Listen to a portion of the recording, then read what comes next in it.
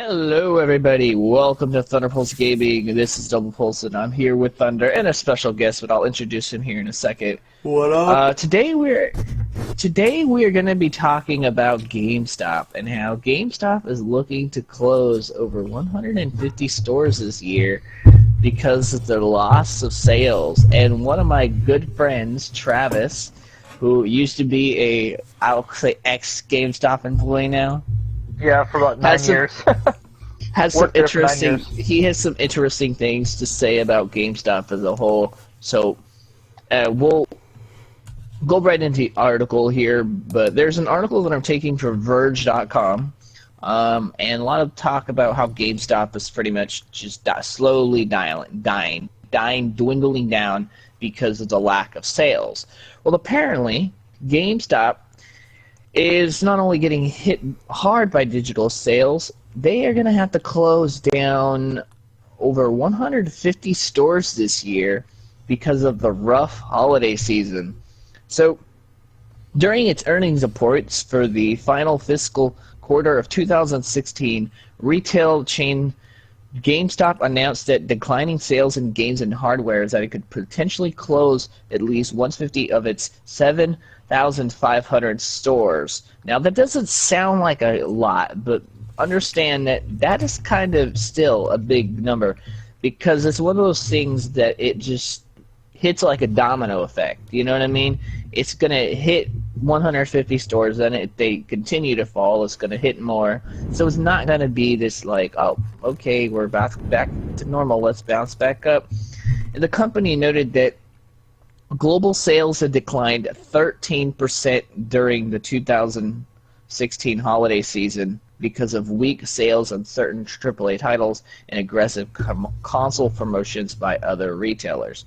The chain announced that it anticipates that it'll close between 2 to 3% of its global store footprint in 2017. All right, so I'm going to stop right here. Let's talk about when was the last time you shopped at GameStop? Like, I'm going to ask two questions. When was the last time you bought something at GameStop, and when was the last time you visited GameStop? Because those are two separate questions. You go, Thunder. Let's see. 2 years ago when it was like 2 years ago Christmas, I got a GameStop card for $25. So I went there and got basically just Pokemon cards. I didn't really buy a game, so bought $25 worth of Pokemon cards. So yeah.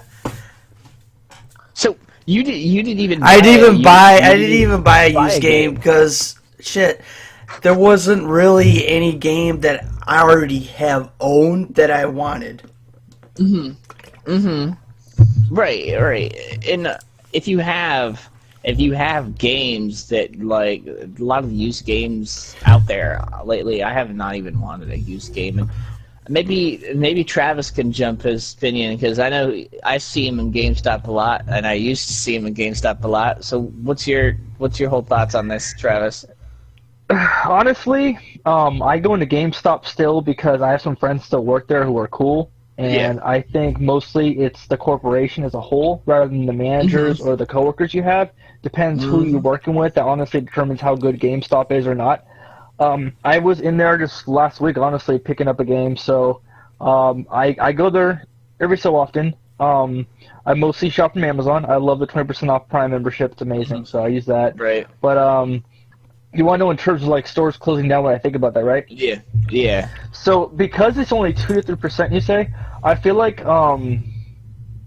because GameStop has they're expanding so much. They have more than 5,000 stores or whatnot. When I started, it was 2,000. So the fact that it's only 32%, I don't think it's going to affect them right now. But I feel like if it still continues that way and digital becomes a big focus like it is right now, then yeah, probably eventually be like Blockbuster or whatnot, where physical is just gone. But a lot of people like myself still like to have collectors, depending if they're good, and liking to have the physical copy. That's just me because I grew up like that. I don't really like I like digital, but I don't like in all the things I have because not to keep re-downloading. But yeah, that's what I have to say. Right. So obviously we've talked about it before. The positive between digital and physical copies is that when buying physical, you can go out there and and then you get the Sell it. game and you bring it home and you could sell it. And then GameStop, we all know GameStop, and everybody makes fun of their trade-in prices. Really quick, the one thing I have to say about digital is, if you're growing up and you're playing PS2 and PS1, you can play those anytime you want as long as the system works. What happens if games become so focused and PS4 becomes all digital? Say internet goes out, or the servers are done, or they quit the servers eventually, and you're like 50 or whatever, you want to play a game again, and you can't play because it's digital, and you don't have the disc or anything like that, so what do you do, And I feel like if games require you to use a disc and require, to have it downloaded and use the internet and digital parts of it, whatever, I feel like that affects the fact that games might not be, the longevity of it won't be that good because you can know how long it's going to last. Really quick, for example, sorry, Mass Effect 2, when I played the 360 version, when I got a new 360 and transferred over my save data, I had to constantly be online, even though I had all the DLC downloaded, because the original console noticed that it had the original stuff on there, and the only way I could actually play it on the new console was if I had the internet consistently running, or I can't use any of the DLC. Even if my save data has the DLC and the DLC is downloaded in the new system. So that's it. I totally agree with you there too. And then I think the thing that's really hurting is even with physical, other places like you mentioned, Amazon and Best Buy, Target. There's so many other places to get your games physical now that GameStop's kind of just it's just one of those stores where it's GameStop's pushing digital a lot right now too. They're trying I've noticed that. be a part of it. I remember a few years ago we had this whole thing called the PC Impulse download thing, and it did, oh my god, so bad. It had crashes and everything. It's this basically a GameStop program that when you download the games, buy the games specifically at GameStop that are PC downloads, you can only play it on the Impulse download thing program, and you can't use it on Steam or anything. So it made it really troublesome and everything. So it was almost like their own version of Uplay. It was almost their own proprietary. Exactly. That's what I meant to say. That's bold. Wow, that is bullshit, dude. That's hella stupid. And they started that, and we had to push digital more than actual physical. And then eventually, as that was getting bigger, the physical copies that used to come in pretty much shrunk, and we lost. We probably had from 15 PC games from one title to 3 or 4, unless you pre-ordered, you get more. But honestly, they weren't shipping that many PC. And now, from what I've heard from GameStop, they barely have any PC in general. They have maybe 3 or 4 games on the shelf, and that's it. That's because of Steam. It's kind of unfortunate for PC games, but now you have Steam and stuff, so it's fine. So I mean, honestly, I don't say I love Steam for digital stuff. That's the one thing I'm gonna say. Yeah. I'd rather buy PC stuff on Steam rather than in the store, because I mean, I don't want to carry all those big boxes around the house or whatnot. It's so much space. Okay, aside from sales being the obvious, what would you say is the biggest thing that GameStop needs to work on if they're going to stay relevant in 2017? Okay, 100% customer service. 100%. Oh my god. They make it seem like they want you to focus on the customers, but they make it so impossible. It's not logical. You can explain to your district manager, even my store manager explained to him, it's not possible for us to walk up to each customer, say hello as they walk in the door during the holidays when it's really busy, and say, oh, by the way, if you trade in these games, or if you want to buy this game or pre-order this, or get this subscription on this rewards card. Every time I did that, I felt awkward, and I didn't feel genuinely supportive. I felt like it was more I was forcing them. And I told them I'd rather do it another way where it doesn't feel as forceful, and I can incorporate it certain times where I feel like it's natural in conversation. And all they say is, no, we have to do it this way. We also had a thing where we had a customer service thing. It was a survey. So basically asked 5 things. So we had to ask basically agree them at the door, do this, agree them at the door. I think add more accessories, ask them pre-order, get subscriptions, say thank you, and circle saying if you like their customer service, do the survey and whatever. But by doing that, it's forcing them to be oh, so you only helped me because because of the survey you want to look at it. And I'm like, no, I actually care. I'm a huge gamer, and I want to recommend the right games to you. So I kind of bend the rules and just not recommend the games I don't like and the ones that don't actually do good that we're supposed to push. And I say honestly, I'm like, I don't recommend it, and I do what I honestly think is right. And by doing that, I try to convince them that this survey isn't like me trying to push on them by showing how much supportive I was in helping them decide which game to get. But the thing is that a majority of the time, unless you don't give people the option to do the survey, they will think that, wow, you're just trying to rip me off or whatever. Like, honestly, people, if you ask them for a printer or a subscription, their instant reaction is no, which is like normal because you're like, I don't want to get this. But then we as employees have to figure out ways to convince them to pick it up. So we use this thing where it's like, if you have a 10%, if you wanted to get a game that's $54.99 used, and you get the Power Rewards card, you get 10% off the purchase of every used game you get. So essentially, we would say the game is, if you wanted to pick up the game today with the Power Rewards card, you get it for I think it's $49.99 or whatever, and and basically you're only paying $10 for the Power Rewards card, right? Because essentially it's going towards the game, but it's the way we word it. So basically, they're still paying. They're still getting that $5 off. But at the same time, we word it and make it sound more appealing and make it sound like they're getting discounts and stuff. And the thing about these things like subscriptions and reservations is we had to push it, or we wouldn't get hours.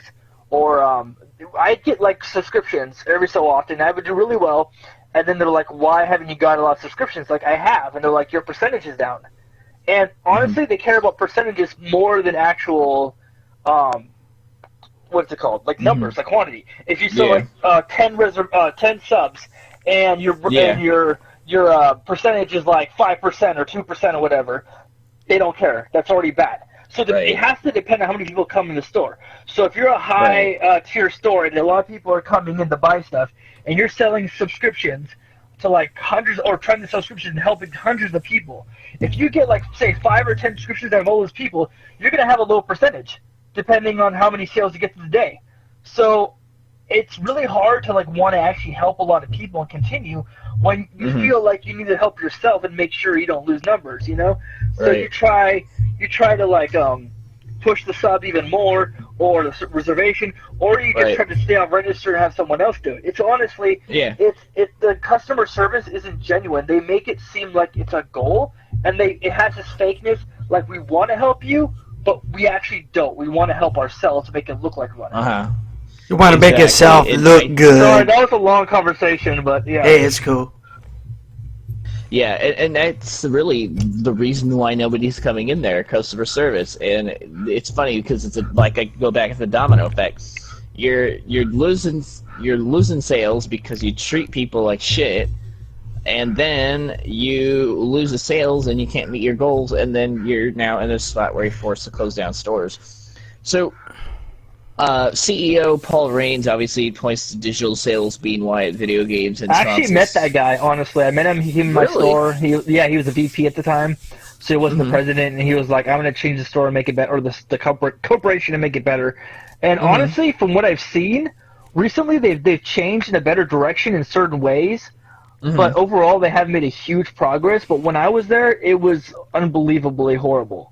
Like, I've heard from friends still work there that it's not as bad. There's still some bad things that happen, but it's not a consistently bad thing. We used to have this thing called the Chrono system that scheduled our hours. And based on... everyone has it. So basically we couldn't request days off. And honestly, they spent so much money on a system that if you requested, like, say, like, I want to work Monday or get off Monday, so the schedule says you're working Monday, I can't change the Chrono system, so the Chrono system will schedule whatever, and if you ask for days off, you can't. It's the stupidest system, and my boss was like, how do we get people to get days off? And the DM was like, I don't know, just follow the system. We're like, what? It makes no sense. So, let's say you're a college student working at a GameStop, you ain't going to get those days off when you got to go to school. Yeah, well, back then, they actually got rid of the system, thank God, but it lasted for like a year and a half. Damn. Yeah. So, hardware sales fell 29.1%, software sales fell 19.3%, and despite those losses, the new hardware innovation in the video game industry looks promising, or in the video game category looks promising, with, Nintendo Switch selling out quickly, and how Nintendo plans to double that production here very soon. So, like you said, there are some bright points coming out, and GameStop appears to be pivoting to adjust. And I guess they actually got rid of the Circle of Life recently, yes. which is another thing. So what's interesting too is from another YouTuber that I watch who, believe it or not, talks a lot about GameStop. His name is Bad Pocket Reviews. He was saying how the Circle of Life was something that they've had always, but they never publicly announced it until recently. And then when yes, that is true. Started, Sorry, really quick. When in 2006, that's when I was hired, and they had that already, but it was like a thing that was kind of secretive. So. Right. So, according to Raines, GameStop's non-gaming business drove gross margin expansions and significantly contributed to profits. He also said that they would continue to in the coming year. They opened up. Apparently, they're opening up, collectible stores, 35 collectible stores globally, in approximately 65 new technology brand stores. But this is the last point I wanted to make too. One thing that another person I've watched talk about is how if you diversify too much, that's exactly what I was going to say too. Yeah, right. I was going to mention that GameStop tries to do too much now. They went from just games to Apple products, which I had to sell too, and that was a huge pain pitching those. We had a time where we got some services like Helio that barely lasted, and that was like a new phone that was coming out. So they have diverged from just gaming and stuff and focused on other electronics. And now they're actually, the whole geek thing, they're selling more figures. They're also doing Apple products, doing drones. They're basically, like I said, like a Radio Shack or like a store, like a Circuit City or Best Buy. Best Buy. Not just games. Right, yeah, and that was something... They're the new Geek Squad! Yeah, and honestly, that's kind of... But we don't do repairs, that's the thing. A lot of people, too, come in to ask us for repairs, and we're like, sorry, we don't do that. And honestly, a lot of our calls are people asking us to troubleshoot. And I'd help the best I can, but we're busy. It's so hard to tell them to do this. I would and understand they're, begging for help, and I'm like, I want to help you guys, but you got to call the Sony number, and I give them, the number to it. But, I help when it's quiet and stuff, but honestly, a lot of people come in for troubleshooting, and I feel like they think that our store is about repairing and stuff, but we don't repair anything. Bro, what I would do in that sense, I took that as a side business. I'd have been like, I'll take your stuff to repair, but we're going to have to do this outside of work. It's true. Yeah. But it looks like GameStop is not in a very good spot. The last time I've shopped at GameStop, believe it or not, every time I walk in there, I look at something, and I walk out. There's not a whole lot that I want to buy. Because Thunder buys your games for you now, does he? Well, no, I buy most of them myself. I know. But yeah, the one thing GameStop's doing that I don't like either is the fact they're having exclusive collector's editions. So say you want a collector's edition of a game, and it's sold at Amazon or whatnot. There are games that they'll do exclusives for. I'm not sure if it's just that game, will only be at GameStop, or it's or other places like Amazon too. But they have only at GameStop, and they'll charge $250 or whatever for a collector's, And if you wanted to get it at Amazon or something and it's not available, can't get that 20% with the Prime, then you have to get it at GameStop. But I'm not entirely clear if they actually released it at all the retailers or just GameStop, but I've seen things that says only at GameStop. I know the Shadow of War is $2.99. I don't know if that's only at GameStop, but I remember that is a ridiculous amount for a collector's edition. It's like buying a new system. So why would they make these collector's editions so much? I know a lot of people will buy collectors, but they can't take advantage of the fact that, we know people will buy them, so we're going to keep raising the price for it. When I started GameStop, it was up to maybe $100 max. Maybe $150 that came with a Forza wheel from Forza 2. Yeah. But now it's just gone ridiculous. It's like you're buying a new console with it instead. Yep. And imagine you're buying a console for $400, and then you're spending another if you want to get collectors, another $300. You're basically spending more than $1,000 every few months if you keep getting collectors.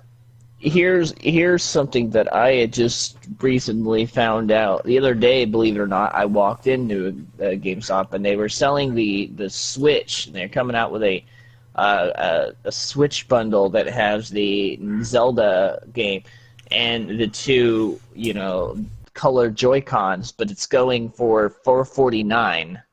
Yes, the bundle stuff. So what we do is we don't get many systems that are just the system itself, so we try to get pre-orders by getting people to pre-order those bundles, which still they'll get more stock and they'll have the games included, but that helps our pre-orders on top of that and not just selling it as a bundle. So a lot of I've seen a lot of our stuff when first systems came out, like PS3, PS4, whatever. A lot of it when it first came out, once it sold out, it was all about bundles. And we'd push things like you get all these games, you get a controller. Hey, it's honestly worth it. You're paying the same amount as everything else, but I mean, it's like you're just getting more, but you're not overspending. Like it's not like it's ripping you off. It's just the fact that we're trying to push the bundle more than the regular because you don't know when the regular's coming back and we want pre-orders. Dude, I've actually had a GameStop employee push out 2 bundles to me. Like, I only wanted the one game, and they're like, hey, you want to buy this bundle and this bundle? And I'm like, no, that's like almost $200. Why would I spend I have a question for you. Did they ask you a lot to buy, like, you want another controller? Yeah, like, like anything. Like, That is based on our UPT sales. Per transaction, they have things like if you get like 3 or 4 in a transaction, your UPT could be like a 1.5 to 2. Our goal, I think, was 1.5 and above, and it was really hard because you had to consistently sell multiple items, not just one, or it would drop the UPT sales. That too. A problem. I would just shop at my retail because I used to have a card. Retail. Yeah, a card that I get 10% off of buying games, so I could get. I love this. What I really wish. Oh, sorry. Yeah. Go for it. No, I was like, I love how the conversation went from GameStop sales to whole retail experience. Well, I mean, it's the same thing. Retail, that's retail as well. So yeah, it is. It is. I mean, honestly, I was gonna say what I wish people would do is a long time ago when I was younger, they had like all these like small mom and pop stores, like just small owned businesses like Digital Stuff, Game Hunter and stuff. And I'm like, why can't they bring those back? They've been gone. And they should have alternatives. They shouldn't just make it that GameStop's the only place to go or Best Buy. They should have a list that sells retro games, and those things are almost gone now. You can't find them anywhere, at least around here. So I feel like they should bring those back. Have people like that actually buy the collectors, people that buy a lot of games that can sell them, and make their own money off of them. Things like that. Try to stand out. Like I've honestly wanted to make a business for games. I thought about it, like trying to be unique and rival GameStop or whatnot, and think of like what could be more interesting, and take all my experiences and take the positives out of it and take out the negatives. Or bring out the positives, take out the negatives. Totally what you're saying. Yeah. But all right, I don't know how long the video's been going. It's probably been 23 minutes. Sorry, I had a lot to say. No, it's fine. I think in the end, if things keep going this way, the way that my response is rest in pieces, GameStop, and your shitty business practices, and nobody will miss you. Honestly, man, I understand what you mean by that. Like, I hate GameStop as a corporation, but a lot of my friends that work there, they're really cool people. So I just, honestly, I wish GameStop would just turn around and just change and just be, actually genuine and stuff. But I mean, I can't say like I respect what they're doing. I can't say defend them. So of course not. I guess just for my friend's sake, I like the fact that GameStop's around. I agree, and they do hire some pretty cool employees, and then there's obviously the managers. Usually, sometimes aren't pretty cool, depending on the location that you work at. It all varies store from store. But we are definitely going to need to close this video off. If you guys have any last thoughts at the last minute, feel free to get them in now. Is GameStop going to be the next Blockbuster? We'll have to wait and see and find out. We'll find out. Oh, and as always, if you guys enjoyed this video, feel free to subscribe to Thunder Pulse Gaming. We'll definitely be doing more videos like this in the future. And sorry for the quality if it doesn't sound that great. We are doing this for the PlayStation 4 chat. I figured I'd let you guys know that now. But as always, TVG out and goodbye. Say bye-bye. Bye, everyone. Later. Bye.